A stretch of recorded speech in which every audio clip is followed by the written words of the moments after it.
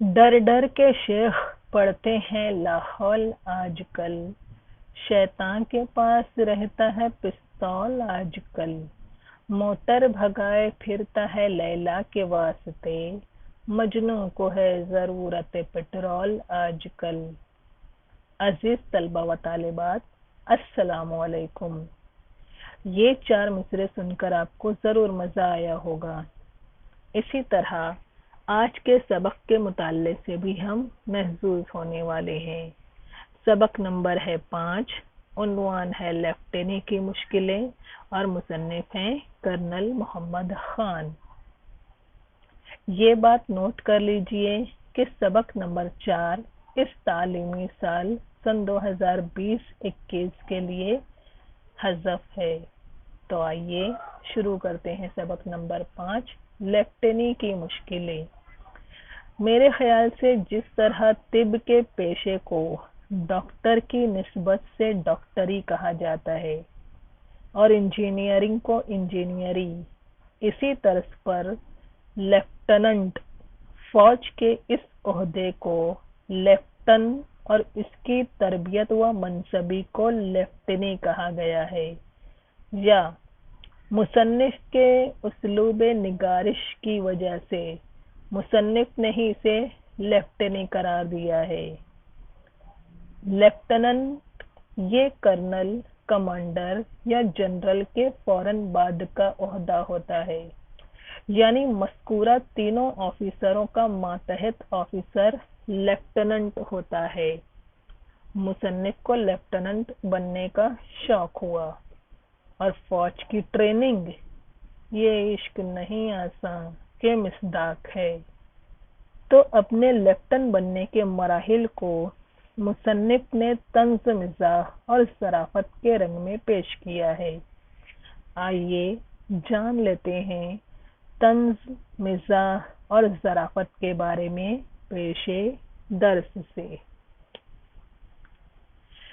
तंज़ मिज़ाह को तख्लीकी अदब में एक अहम मकाम हासिल है। उर्दू नज़्म नस्र की मुख्तलिफ असनाफ में तंज़ मिज़ाह के उम्दा नमूने पाए जाते हैं। तंज़ निगार मुआशरे की इस्लाह की गर्ज से जिंदगी की बुल अजब यानी हैरत पैदा करने वाली शय। तो तंज़ निगार मुआशरे की इस्लाह की गर्ज से जिंदगी की बुल अजबी, तज़ादात और समाजी बुराइयों को तंज़ का निशाना बनाता है। जैसे एक तज़ाद अकबर इलाहाबादी ने कुछ इस तरह बयान किया है: मैं भी होटल में पियो, चंदा भी दो मस्जिद में। मैं भी होटल में पियो, चंदा भी दो मस्जिद में। शेख भी खुश रहें, शैतान भी बेजार न हो। तंज़ और मिज़ाह में बड़ा लतीफ़ फ़र्क पाया जाता है। मिज़ाह में आम तौर पर तनक़ीद या दिल आज़ारी का कोई पहलू नहीं होता, लेकिन हंसी समाज को नामुनासिब हरकत से रोकने का ज़रिया साबित होती है। जैसे ये 4 मिसरे सुन लीजिए: ये इश्क नहीं मुश्किल, बस इतना समझ लीजिए। कब आँख का दरिया है, कब डूब के जाना है। मायूस न हो आशिक, मिल जाएगी माशूका। बस इतनी सी ज़हमत है, मोबाइल उठाना है। अक्सर मिज़ाह निगार का अपनी ज़ात पर हंसना उन लोगों के लिए तंज़ साबित होता है जो इन्हीं हालात का शिकार होते हैं। अदब में तंज़ मिज़ाह दिलचस्पी और तफरीह तबा तक महदूद नहीं है। ज़ुबान का तख्लीकी इस्तेमाल ज़रीफ़ाना अदब की एक अहम खूबी है। ज़रीफ़ाना माने ज़राफ़त का, खुशतबई, मज़ाक।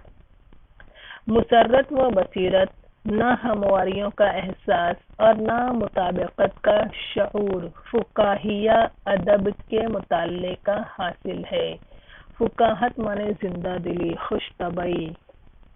रतन नाथ सरशार, मुल्ला रमूजी, रशीद अहमद सिद्दीकी, पतरस बुखारी, मिर्ज़ा फरहतुल्लाह बेग, कन्हैया लाल कपूर, फ़िक्र तोंसवी, عظیم بیگ چغتائی، شوکت تھانوی، مشتاق احمد یوسفی، ابن انشا، کرنل محمد خان اور مجتبیٰ حسین اردو کے چند مشہور طنز و مزاح نگار ہیں۔ سرکاری ملازمت کے ہر شعبے میں تربیت و تنظیم کو بڑی اہمیت حاصل ہے۔ فوج میں ملازمت کی تربیت و تنظیم تو دیگر تمام شعبوں کی تربیت سے مشکل مگر ناگزیر سمجھی جاتی ہے۔ ناگزیر مطلب لازمی، کمپلسری۔ انگریزوں کے زمانے میں یہ تربیت خاص انگریز حکومت کے فوجی اصولوں کی پابند تھی۔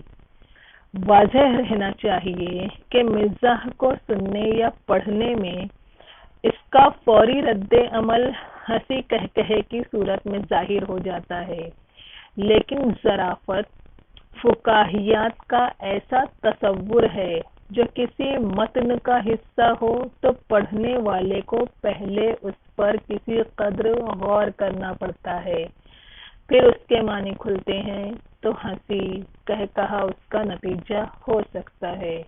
یعنی ہم یہ کہہ سکتے ہیں کہ طنز میں تنقید اور دل آزاری کا پہلو ہوتا ہے، مزاح میں فوری رد عمل ہنسی قہقہے کی صورت میں ظاہر ہو جاتا ہے، اور ظرافت میں کسی قدر غور کرنے پر اس کے معنی کھلتے ہیں، اور ظرافت بھرے جملوں کا اثر دیر پا ہوتا ہے، یعنی اس سے وہی لطف و سرور حاصل ہوتا ہے جو انشائیے کے مطالعے سے مخصوص ہے۔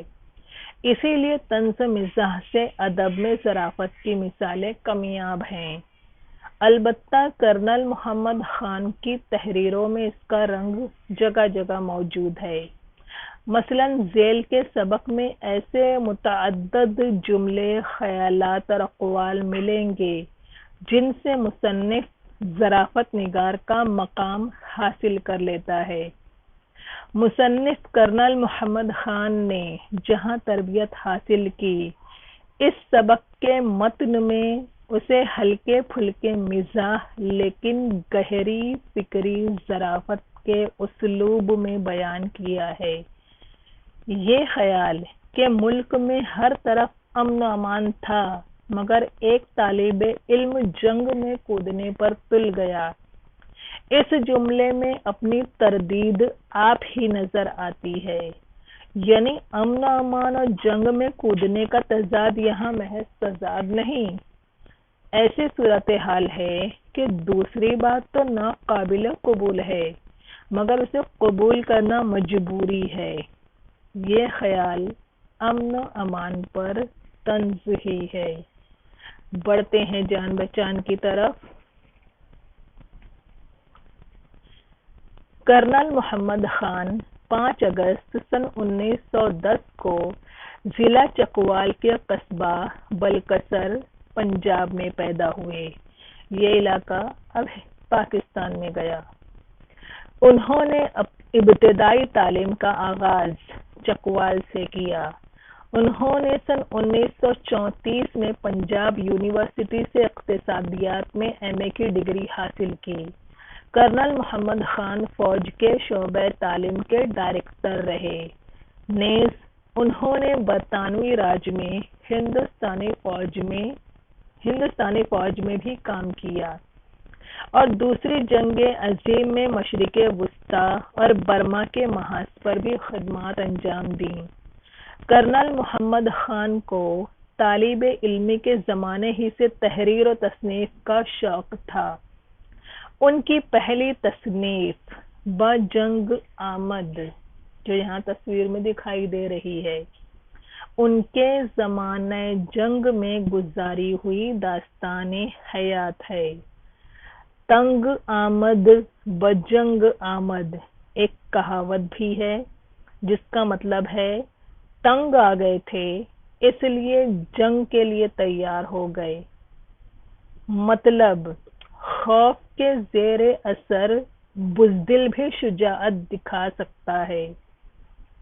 زیر نظر مضمون لیفٹینی کی مشکلیں اسی کتاب سے ماخوذ ہے۔ ان کی دیگر تصانیف بسلامت روی اور بزم آرائیاں شائع ہو چکی ہیں۔ 23 اکتوبر سن 1999 کو کرنل محمد خان کا انتقال ہوا۔ آغاز کرتے ہیں سبق کا۔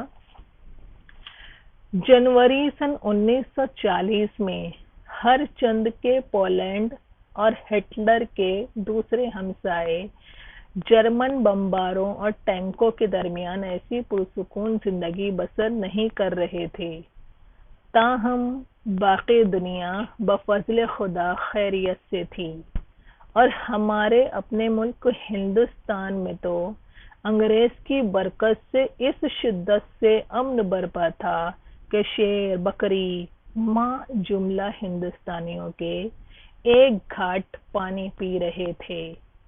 چنانچہ صلح و آشتی کے اس خوشگوار ماحول میں کسی کو گمان تک نہ تھا کہ عین اس وقت ملک کے ایک گوشے میں ایک اہم جنگی واقعے کی ابتدا ہو رہی ہے، یعنی لاہور میں ایک نوجوان کالج چھوڑ کر جنگ میں کود پڑنے پر تل گیا ہے۔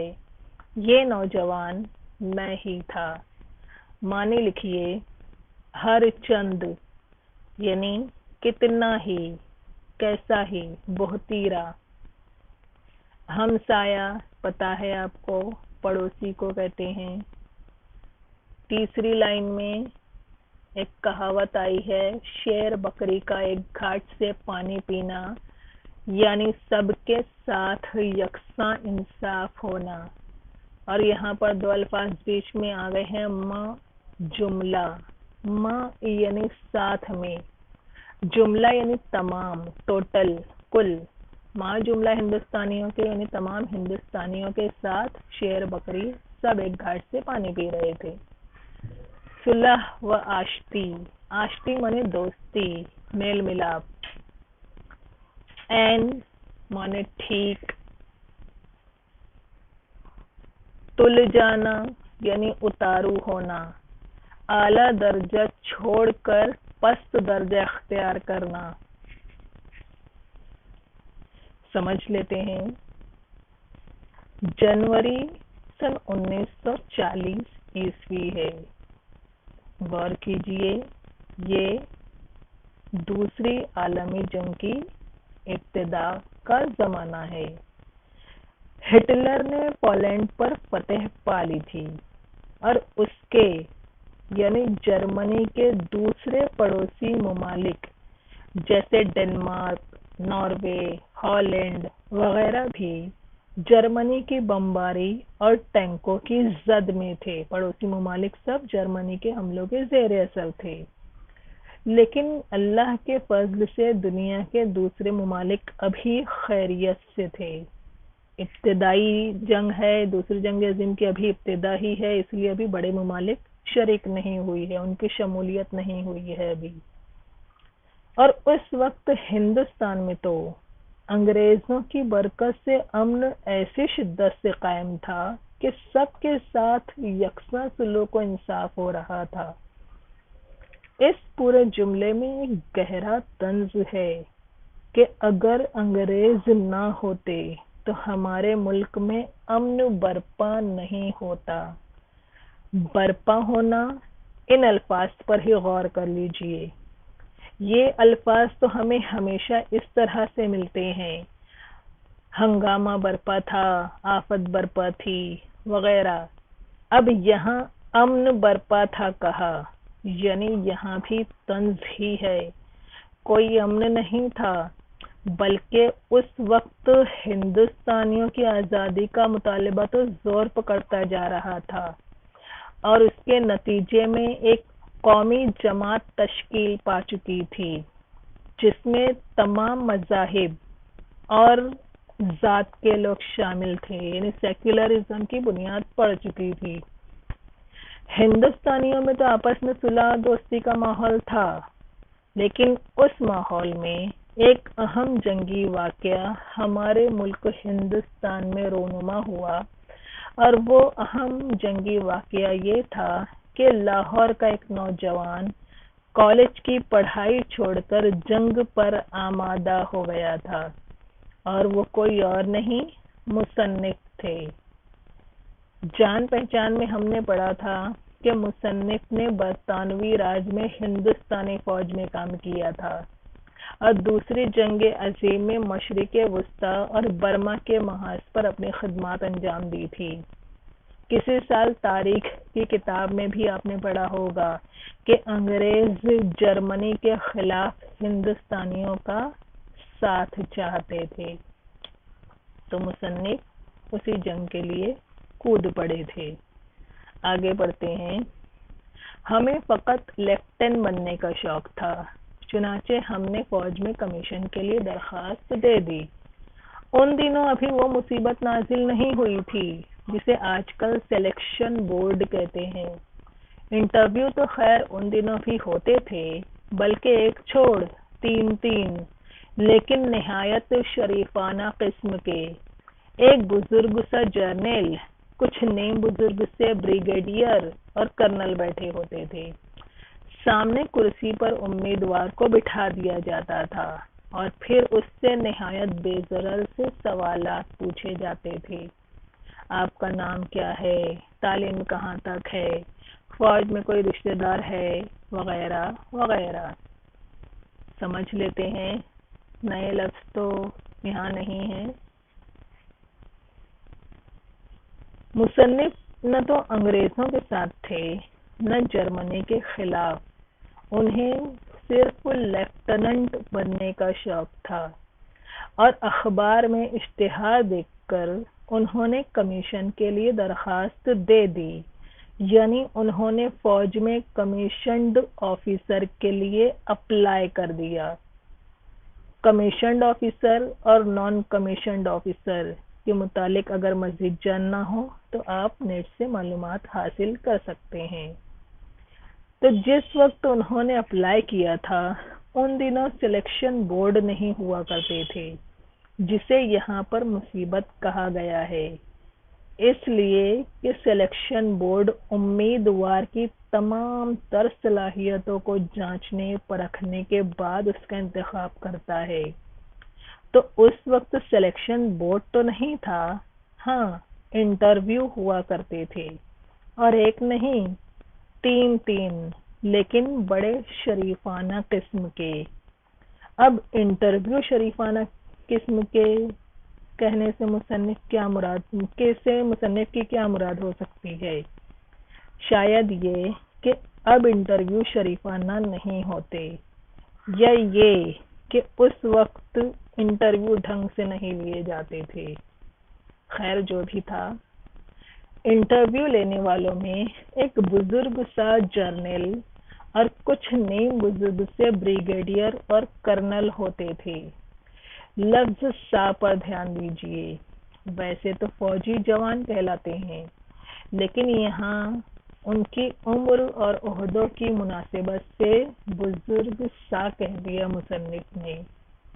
یہ کمیشنڈ آفیسر 4 ستارہ 3 ستارہ یعنی 4 سٹار 3 سٹار ہر رینک کے مہذب آفیسر ہوا کرتے تھے، جو امیدوار سے بڑے بے ضرر سے یعنی بے حد آسان سے سوالات پوچھتے تھے، جیسے امیدوار کا نام، تعلیم اور کسی رشتہ دار کا فوج سے تعلق وغیرہ۔ آگے چنانچہ ہمارے 2 انٹرویو جہلم اور پنڈی میں ہوئے اور ہم کامیاب رہے۔ آخری انٹرویو کے لیے حکم ملا کہ فلاں تاریخ کو شملہ حاضر ہو جاؤ۔ یہ سن کر ہماری خوشی کی انتہا نہ رہی، چنانچہ ہم ایک نیم لیفٹینی کے عالم میں شملہ روانہ ہوئے، اور جب انٹرویو ہو چکا تو شملے سے گھر پہنچے اور لیفٹینی کے حکم کا بے چینی سے انتظار کرنے لگے۔ ادھر چند عجلت پسند بزرگوں نے ہماری لیفٹینی کے اعزاز میں پیشگی دعوتیں دینا شروع کر دیں، جنہیں ہم واجبی برخورداری مگر افسرانہ وقار کے ساتھ قبول کرتے رہے۔ آخر ایک دن ڈاکیا کھلا تار لے کر آیا اور دور ہی سے بولا، لیفٹیننٹ صاحب، لیفٹیننٹ مبارک ہو، لیکن تار پڑھا تو فقط اتنا لکھا تھا، تمہیں او ٹی ایس مہو میں ٹریننگ کے لیے منتخب کیا گیا ہے، 8 اگست سن 1940 کو حاضر ہو جاؤ۔ جہلم اور پنڈی جگہوں کے علاقوں کے نام، یہ بھی پاکستان میں گئے۔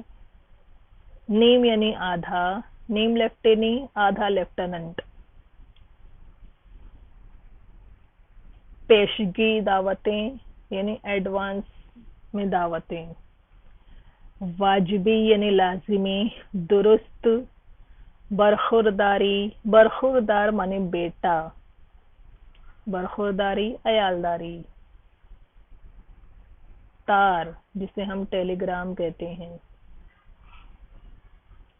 او T S, O T S مراد آفیسر ٹریننگ اسکول، جو اس وقت جنگ کی ابتدا میں مہو میں کھولا گیا تھا، وسط ہند میں، مدھیہ پردیش میں قائم تھا۔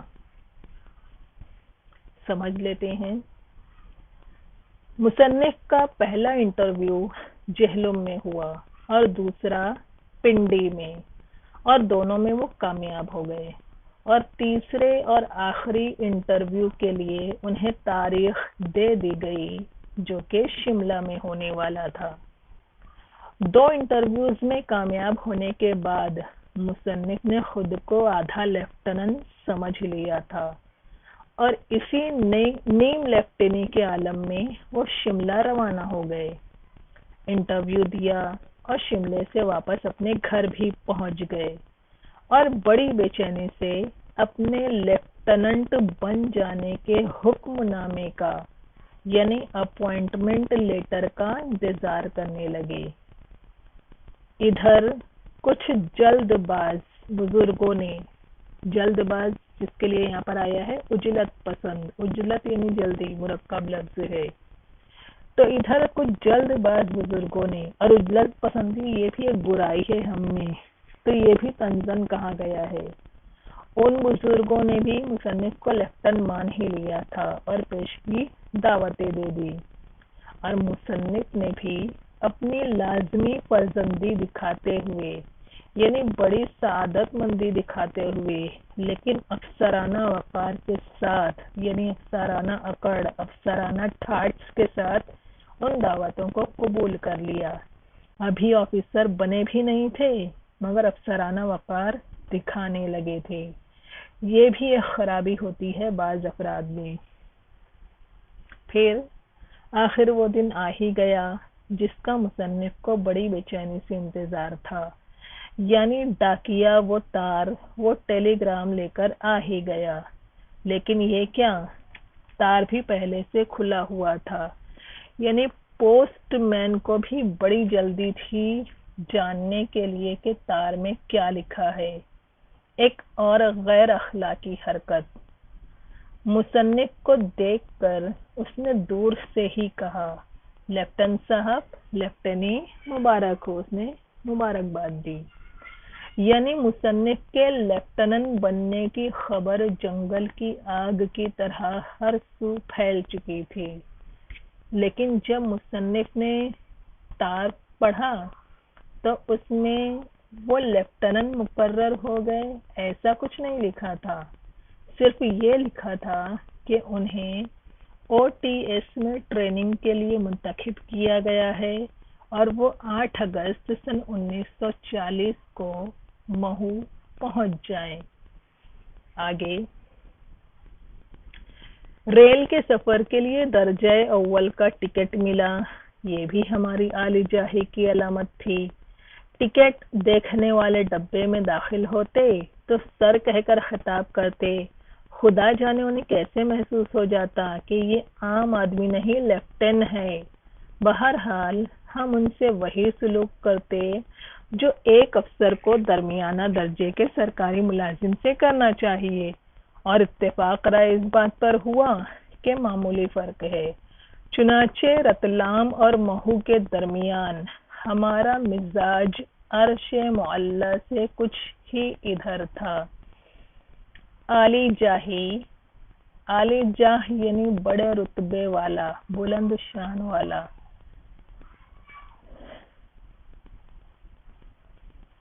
अर्श मौला, सातवां आसमान। समझ लेते हैं पहले ये। महू जाने के लिए मुसन्निफ को दर्जे अव्वल का टिकट मिला। फर्स्ट क्लास का टिकट मिलना भी मुसन्निफ के नजदीक आला रुतबे का होने की निशानी थी। जब जब टिकट चेकर डब्बे में दाखिल होते और उन्हें सर कहकर मुखातिब करते तो मुसन्निफ को लगता कि जरूर टीसी उनको लेफ्टिनेंट समझकर ही इज्जत दे रहे हैं, जबकि हम समझ सकते हैं कि टीसी मुसन्निफ को सर क्यों कह रहे थे। बहरहाल मुसन्निफ भी उन्हें दरमियानी दर्जे का सरकारी मुलाजिम समझकर अफसरों वाला सलूक ही कर रहे थे और इत्तेफाक राय इस बात पर हुआ कि मामूली फर्क है। दोबारा से सुनिए। और इत्तेफाक राय इस बात पर हुआ कि मामूली फर्क है। और किस बात पर सबने एक राय दी, वो जानने के लिए हमें असल मतन से समझना होगा। ये जुमला जो यहाँ पर लिखा हुआ है अधूरा है, और जब असल मतन पढ़ते हैं तो उसके मुताबिक इस ट्रेन में मुसन्निफ अकेले लेफ्टिनेंट नहीं थे, बल्कि दिल्ली से आगे जब उन जैसे कई और लेफ्टिनेंट सवार हुए तो उनके दरमियान बातचीत चली और उनका मौज़ू गुफ्तगू ये था कि लेफ्टिनेंट और कैप्टन इन दोनों ओहदों में क्या फ़र्क है, और सब ने यही राय कायम की, यानी इत्तेफाक राय इस बात पर हुआ कि लेफ्टिनी और कप्तानी में बहुत मामूली फ़र्क है। यहाँ पर जुमले में मिसप्रिंटिंग पाई गई है। चुनाचे रतलाम और महू के दरमियान मुसन्निफ का मिजाज सातवें आसमान पर पहुंच चुका, यानी कप्तान से सिर्फ एक ही दर्जा नीचे लेफ्टिनेंट होता है। ये सोचकर ही वो गुरूर व नाज करने लगे। आगे आखिर महू का स्टेशन आ गया।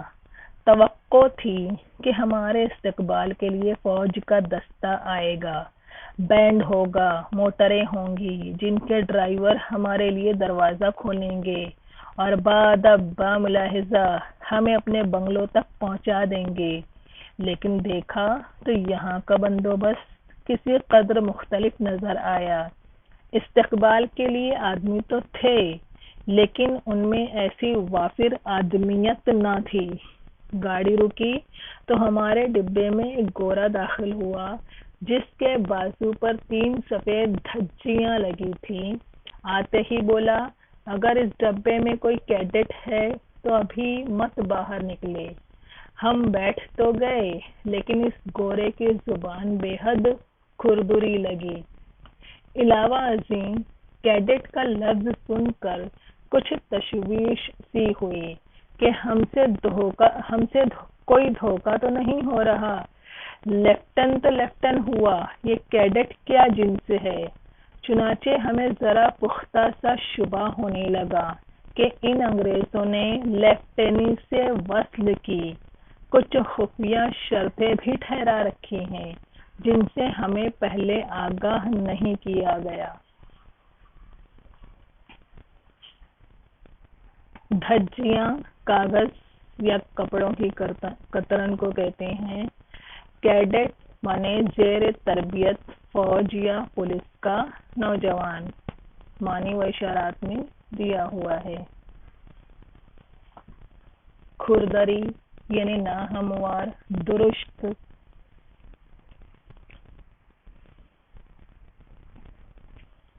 समझ लेते हैं। आखिर महू का स्टेशन आ ही गया। रेल का अव्वल दर्जे का टिकट मिलना टीसी का सर कहकर मुखातिब करना। कप्तानी और लेफ्टिनेंट में मामूली फर्क है। इन सब बातों से मुसन्निफ को ऐसा लगने लगा था कि आगे उनके लिए और भी एहतमाम होंगे।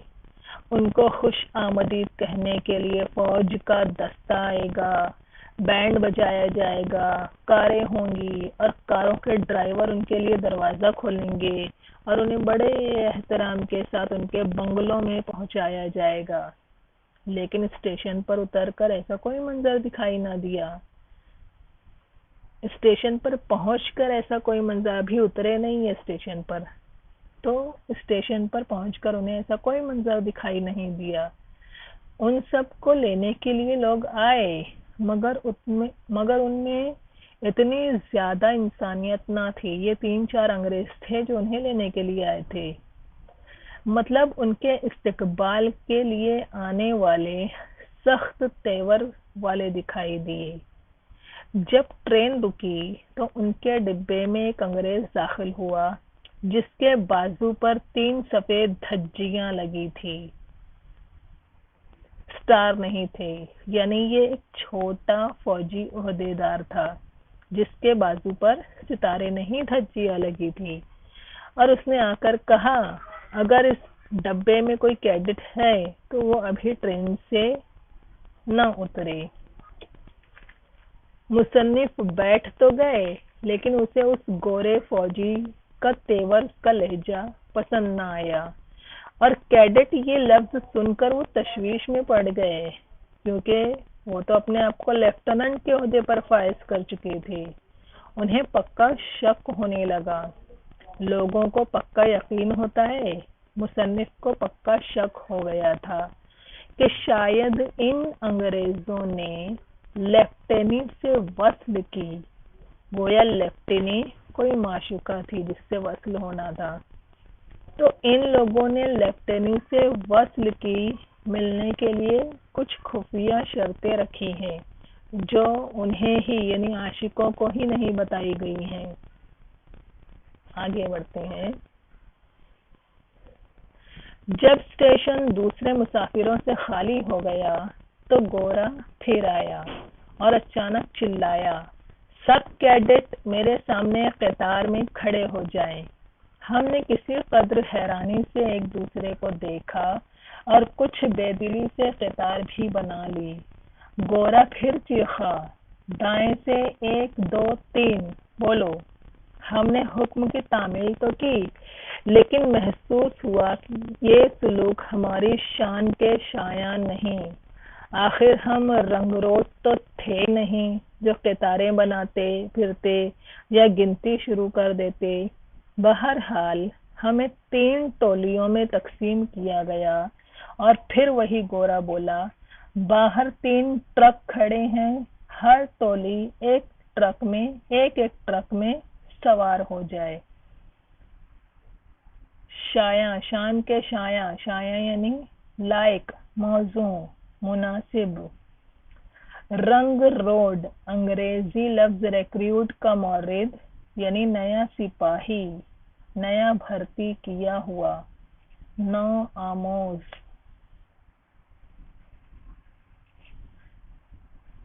बस और कोई लफ्ज नया नहीं यहाँ पर, ये भी समझ लेते हैं। जब स्टेशन दूसरे मुसाफिरों से खाली हो गया तो वही गोरा दोबारा आया और उसने चीख कर कहा कि सारे कैडेट मेरे सामने कतार में खड़े हो जाएं। अब एक छोटे ओहदेदार के सामने लेफ्टिनेंट कतार लगाकर खड़े हों, बड़ा अजीब सा ऑर्डर था। वो तमाम एक दूसरे को हैरत से देखने लगे और बड़ी बेदिली से कतार बनाई। वो फिर चीखा कि वो दाईं तरफ से 1 2 3 बोलना शुरू करे। सारे लेफ्टिनेंटों ने उसका हुक्म मान तो लिया, मगर यही एहसास था कि ऐसा सलूक हमारी शान के मुताबिक नहीं। हम कोई नौ आमोज सिपाही तो नहीं है कि उसके कहने पर कतारें बनाएं और गिनती शुरू करें। बहरहाल सारे लेफ्टिनेंटों के 3 ग्रुप बनाए गए اور حکم دیا گیا کہ باہر 3 ٹرک کھڑے ہیں، ہر ٹولی ایک ایک ٹرک میں سوار ہو جائے۔ ہمیں یقین ہو گیا کہ ضرور کوئی غلط فہمی ہوئی ہے۔